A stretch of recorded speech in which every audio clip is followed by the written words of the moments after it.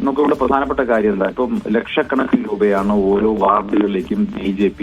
നമുക്കൊരു പഞ്ചായത്ത് തെരഞ്ഞെടുപ്പാണ്. ഈ പഞ്ചായത്ത് തെരഞ്ഞെടുപ്പ് കേരളത്തിൽ BJP A ക്ലാസ് മണ്ഡലങ്ങൾ വലിയ തോതിൽ പെരുപ്പിച്ച് കാണിക്കുന്നു എന്നാണ് ഞാൻ മനസ്സിലാക്കുന്നത്. പെരുപ്പിച്ച് കാണിച്ച് അതിനനുസരിച്ചുള്ള ഫണ്ട് കേന്ദ്രത്തിൽ നിന്ന് കള്ളപ്പണമായി വാങ്ങുന്നു. ആ കള്ളപ്പണം കേരളത്തിലുടനീളം ലക്ഷക്കണക്കിന് രൂപ വിതരണം ചെയ്യുകയാണ്. ഈ ലക്ഷക്കണക്കിന് രൂപ ഓരോ വാർഡിലും വിതരണം ചെയ്യുമ്പോൾ ഇത് കൈവശപ്പെടുത്താൻ വേണ്ടി നാളിതുവരെയായി BJP പ്രവർത്തിച്ചിട്ടില്ലാത്ത എന്നാൽ മാഫിയ പ്രവർത്തനങ്ങളുമായി ബന്ധമുള്ള, ഉദാഹരണത്തിന് ഈ ആത്മഹത്യാക്കുറിപ്പിൽ ആരോപിക്കുന്ന പോലെ മണ്ണ് മാഫിയ അടക്കമുള്ള ആളുകൾ ഈ ഫണ്ട് കൈവശപ്പെടുത്താനും മറ്റും വേണ്ടി സ്ഥാനാർത്ഥികളാവുന്നു. അത് നേതൃത്വവുമായി ചില അഡ്ജസ്റ്റ്മെന്റ് ഉണ്ടാക്കുന്നു, അങ്ങനെ സ്ഥാനാർത്ഥിയാകുന്നു. വലിയ തോതിൽ പണം കേന്ദ്രത്തിന്റെ പണം, BJP കേന്ദ്ര നേതൃത്വം കൊടുക്കുന്ന പണം വലിയ തോതിൽ ഇവിടെ ചിലവാക്കപ്പെടുന്നു. അങ്ങനെ ഒരു സമയത്ത് സ്വാഭാവികമായും ദീർഘകാലം ആ സംഘടനയ്ക്കകത്ത് പ്രവർത്തിച്ച ആളുകൾക്ക് അവസരം നിഷേധിക്കപ്പെടുന്നു, നീതി നിഷേധിക്കപ്പെടുന്നു. അവർ മനപ്രയാസം പഠിപ്പിച്ചാൽ എന്താ സംഭവിക്കുന്നത്? ഉടനെ അവിടെ RSS രംഗപ്രവേശം ചെയ്യുകയായി. എന്നിട്ട് ഭീഷണിയാണ്, അനുശാസനം, അച്ചടക്കം, സംഘം നമുക്ക് പറഞ്ഞങ്ങ് ഭീഷണിപ്പെടുത്തുകയാണ്, മാനസികമായി സമ്മർദ്ദത്തിൽപ്പെടുത്തുകയാണ്.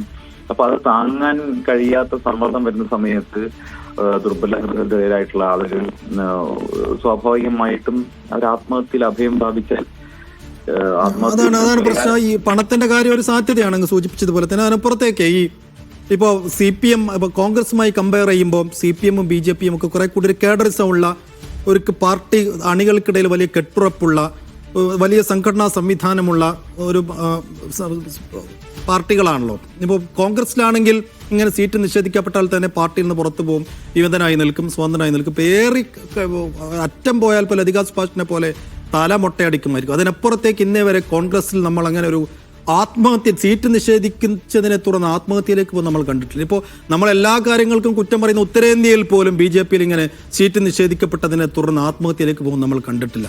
നമ്മൾ മലയാളികൾ വലിയ അക്ഷരരാണ്, ഇത്തരം ആത്മാഭിമാനമുള്ളവരാണെന്നൊക്കെ പറയുമ്പോഴും BJP-യിലായിക്കോട്ടെ അല്ലാതെ ആയിക്കോട്ടെ ഈ സീറ്റ് നിഷേധിക്കപ്പെട്ടതിൻ്റെ ഒക്കെ പുറത്തിങ്ങനെ ആത്മഹത്യയിലേക്ക് തിരിയുന്നതിൻ്റെ ഒരു മനസ്സിന്റെ ദൗർബല്യം അതിനെങ്ങനെയാണ് അങ്ങ് കാണുന്നത്? ഒപ്പം എന്തുകൊണ്ടാണ് BJP-ക്ക് ഇങ്ങനെ ഒരു ആളുകൾക്കിടയിൽ, പ്രവർത്തകർക്കിടയിൽ ഒരു എന്താ പറയുക, ഒരു കെട്ടുറപ്പോടുകൂടി അണികളെ നിലക്ക് നിർത്താൻ കഴിയാത്തത്? അങ്ങനെ ഒരു പാർട്ടി ക്ലാസിന്റെ, ഒരു കൃത്യമായ ക്ലാസിന്റെയോ അല്ലെങ്കിൽ ഒരു രാഷ്ട്രീയ വിദ്യാഭ്യാസത്തിന്റെ കുറവ് ആ സംഘടനയിൽ ഉണ്ടെന്ന് തോന്നുന്നുണ്ടോ താങ്കൾക്ക്?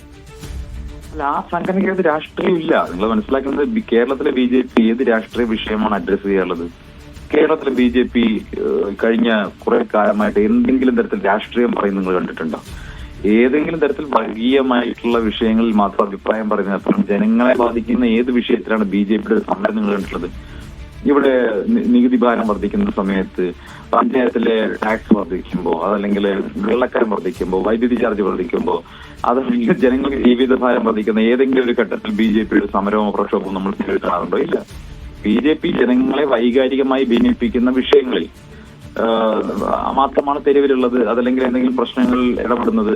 ശബരിമലയിൽ ഇടപെട്ട ശേഷം പിന്നെ അവരെ കാണുന്നത് എവിടെയാണ്? മുനമ്പത്താണ് കാണുന്നത്. അതെന്താണ്? ജനങ്ങളെ വർഗീയമായി ഭിന്നിപ്പിക്കാനുള്ള അവസരമാണ്. അതിനൊപ്പം ജനങ്ങളുടെ നിത്യജീവിതത്തിലുള്ള പ്രയാസങ്ങൾക്ക്, പ്രശ്നങ്ങൾക്ക് പരിഹാരം കാണുന്ന ഒരു രാഷ്ട്രീയ പ്രശ്നങ്ങളും BJP-യുടെ ഇടപെടൽ കേരളത്തിൽ ഉണ്ടാകാറില്ല എന്നൊരു വസ്തുതയാണ്. ഇവിടെ പ്രശ്നം എന്താ? ഇവിടെ ഞാൻ നേരത്തെ പറഞ്ഞതുപോലെ ദീർഘകാലമായി പ്രവർത്തിച്ച ആളുകൾ രാഷ്ട്രീയ പ്രവർത്തന രംഗത്ത് വരുമ്പോൾ സ്വാഭാവികമായിട്ടും ഒരു ആഗ്രഹങ്ങൾ ഉണ്ടാകും. ചില ആളുകൾക്ക് ചില മത്സരിപ്പിക്കാൻ പറ്റുന്നവരും അല്ലാത്തവരൊക്കെ ഉണ്ടാകാം. അതൊക്കെ സ്വാഭാവികമാണ്. ഒരു ജനാധിപത്യ രാഷ്ട്രീയത്തിന്റെ ഭാഗമായിട്ട് ഇതൊക്കെ സ്വാഭാവികമാണ്. പക്ഷേ അതിലപ്പുറം അങ്ങനെ പ്രവർത്തിച്ച് പരിചയമുള്ള ആളുകളെ തഴയുകയും വല്ലാത്ത പണം കൊണ്ട് എന്തും വിലയ്ക്ക് വാങ്ങാവുന്ന അഹങ്കാരം നേതൃത്വത്തിനുണ്ടാകുമ്പോൾ സാധാരണ പ്രവർത്തകരെ കണ്ടില്ലാന്നിരിക്കുകയും ചെയ്യുന്നു.